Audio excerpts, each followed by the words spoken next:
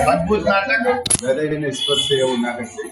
દરેક પાત્ર બહુ સરસ નિભાવ્યું છે. એમાં સુનીનું પાત્ર વન્ડરફુલ ખરેખર ભડકારા વાગે છે. જોવા મળ્યું. આ નાટક ઉપરથી આપણને એટલું શીખવા મળ્યું કે આપણે કોકને હસતા હસતા રડાવી શકીએ ને રડતા રડતા આપણે કોકને હસાવી શકીએ. આપણે આ ભાઈ જે ભગતનો શું કહેવાય પાત્ર ભજ્યો એમનો ખૂબ જ વખાણ કરવા જેવું હોય કે હાલતા હાલતા ક્યારેક દાંત કઢાવતા અને ક્યારેક સાવ આંસુ કાઢી દેતા હતા. એ અમે ચોક્કસ અમારા નાટકમાં ઉમેરશું. બહુ અઘરું હજી પણ એમ લાગે છે કે બહુ અઘરું છે બહાર નીકળવું.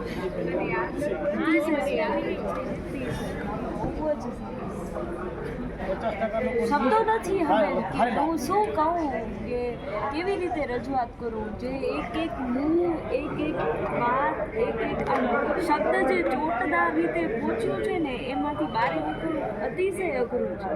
એટલે કદાચ બધા ઓડિટોરિયમ ખાલી થઈ ગયું છે પણ હજી અમે લોકો એમાં જ છીએ કે ના હજી એ કદાચ ખરેખર ભડકારા વાગે છે. બહુ જ સુંદર બહુ જ આ ઉંમરે તમે આટલું સારી રજૂઆત કરી છે તો હજી પણ પ્રગતિ કરો એવી ભગવાન નટરાજને પ્રાર્થના. ખૂબ જ સરસ, ખૂબ સરસ નાટક એકદમ સરસ હતું. એના કેરેક્ટરો બધા એકદમ સરસ હતા. એમાં સુનીનું પાત્ર વન્ડરફુલ. બહુ હાર્ડલી અને અત્યારે અમુક લોકોને બહુ હાર્ડ પડ્યું છે જેવું, પણ જેને ઉતરી ગયું ને એને આજે કાઢવું બહુ મુશ્કેલ પડી ગયું. બહુ સારું હાર્ડલી. Thank you. આ એક આર્ટ નાટક જેવું હતું. આજનું નાટક જ્યારે શરૂ થયું ત્યારે થોડું કન્ફ્યુઝન પણ ખૂબ સરસ રીતે એનો વળાંક લીધો. અને હવે કેવું થઈ ગયું છે કે પિક્ચરોમાં પણ કરુણતા હોય તો રડવું નથી શકતું. પણ આજે તો અંતર નીચો વાઈ ગયું એવું રડવાનું આવ્યું. ખરેખર it was a very touchy drama. અને તો અમે ઘરે જઈને કરવાના હતા પણ દરેક પાત્ર બહુ સરસ નિભાવ્યું છે. થોડુંક ભગતનું પાત્રને સમજવા માટે અને મૂકવા માટે વિચારોમાં મગજમાં ક્યાં ગોઠવવું it was very difficult but you perform very well. અને ડાયરેક્શન તો ખૂબ સારું હતું. લાભુ અને એની બેનનો સંવાદ તો બહુ જ સારો હતો. એ પાર્ટ તો ખૂબ જ સારો હતો. જગ્યા મને બહુ સારું એ લાગ્યું કે જે પહેલી વાર બતાવ્યું છે કે એક દીકરી માંદી બતાવ્યું અને ખાસ કર ઊભી થઈને ચાલી નથી શકતી. એ પાર્ટમાં અમે મેડિકલી એવું લાગતું હતું કે ના આ છોકરી જે અહીંયા સૂતી છે એ રિયલી માંદી છે. That was an excellent drama what she perform.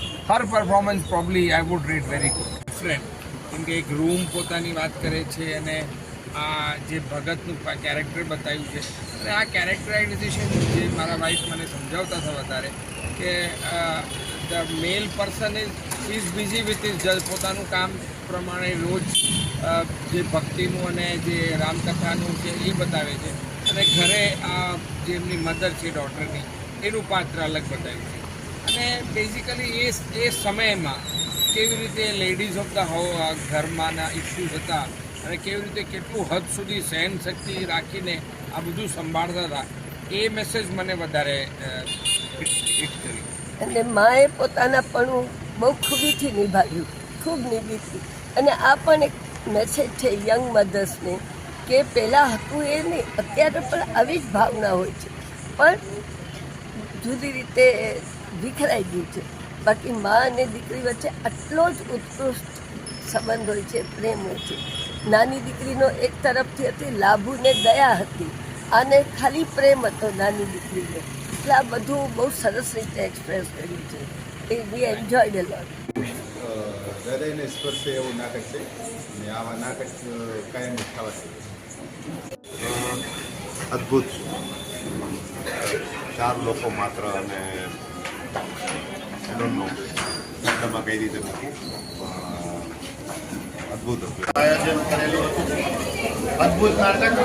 જ્યારે નાટક વાંચીએ ત્યારે વંચન થતું હોય એવું લાગે, એનાથી બિલકુલ ઉલટું. જે રીતે વંચન કર્યું એ રીતે વાર્તાની ગહેરાઈ અને એની ડીપ અને બહુ જ સારું સિંક કલાકારોનું અને એ અદ્ભુત પ્રદર્શન. આનંદ મહેતા ભુજ. ઓકે. ખૂબ જ અલગ પ્રકારનું નાટક એટલે હતું કે એક જે કેરેક્ટર હતું એ રૂમ પોતાની વાત કરતું હતું અને એક બાજુ ભગતનું કેરેક્ટર હતું. આ બંને જે ચહેરાઓ આજ દુનિયામાં દેખાય છે એવી રીતનું એક સરસ દર્શન નિયોજન અને આવી રીતની નાટકમાં આવી રીતનું લઈ આવવું ખૂબ જ અઘરું હોય છે. એટલે બહુ સારી રીતે નાટક ભજવાયું અને ખરેખર બહુ મજા આવી નાટકમાં અને ખરેખર બધા જ પાત્રોને અને દિગ્દર્શકોને ખૂબ ખૂબ ધન્યવાદ. નૂતન ધીરેન્દ્ર મહેતા મમ નામ નૂતન મહેતા અહમ નિવૃત્ત શિક્ષિકા મમ વિષય સંસ્કૃત મહેન્દ્રસિંહ પરમ અહમ જ્ઞાતવતી. અને ખરેખર મજા પડી ટાઉન હોલમાં આ નાટક જોવાની અને બધા પાત્રોને ખરેખર સરખો ન્યાય મળ્યો અને એકદમ જેને કહેવાય ને ભુજ માટે એક અનોખું નજરાણું કહી શકાય એવું સરસ આ નાટકનો પ્રોગ્રામ હતો.